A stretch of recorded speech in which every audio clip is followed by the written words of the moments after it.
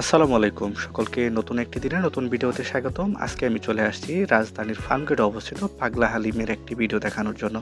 এই পাগলা হালিম নিয়ে অনেকের অনেক রকম অভিজ্ঞতা আছে এবং অনেকের খাওয়ারও বিভিন্ন রকম মুহূর্ত রয়েছে। তো আজকে আমি ফার্মগেটে অবস্থিত পাগলা হালিমের সেই ইউসিসি যে কোচিং সেন্টার আছে তার বিপরীত পাশে অবস্থিত এই পাগলা হালিমের খাওয়ার অভিজ্ঞতাটিকে আপনাদেরকে জানাবো। তো এখানে মূলত যে মাংসের সাট মাংসগুলো আছে অর্থাৎ হাড়ের সাটগুলো এগুলো নিয়ে কিন্তু এই মাংসর হালিমটা তৈরি করা হয়। এটি সম্পূর্ণ বিফ, এর বাইরে আর কোনো কিছু ব্যবহার করা হয় না। আর এখানে প্রতিটা প্লেট অর্থাৎ প্রতি বাটি 30 টাকা আপনারা খেতে পারবেন। এই যে আপনাদের বলেছিলাম যে ফার্মগেট যে সিএনজি বা দেখা গেছে আপনার লেগুনা স্ট্যান্ড আছে, এই লেগুনা স্ট্যান্ডের পাশেই এখানে অবস্থিত।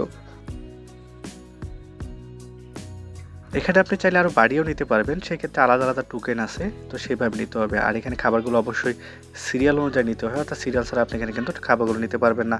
তো এই তো আমি 30 টাকা দিয়ে এই টোকেনটা দিয়ে এই হালিমটুকু দিয়েছি। এখানে মোটামুটি তেল থাকবে, রক থাকবে, হাড় থাকবে, মাথার হাড্ডি থাকবে, এগুলোই কিন্তু থাকবে আর কি। আর আজকে আমি যেটা নিয়েছিলাম একদম অর্থাৎ মশলা বেশি ছিল, একটু ঝাল ঝালও ছিল, দেখেই বোঝা যাচ্ছে অনেক কালারফুল এই হালিমটা।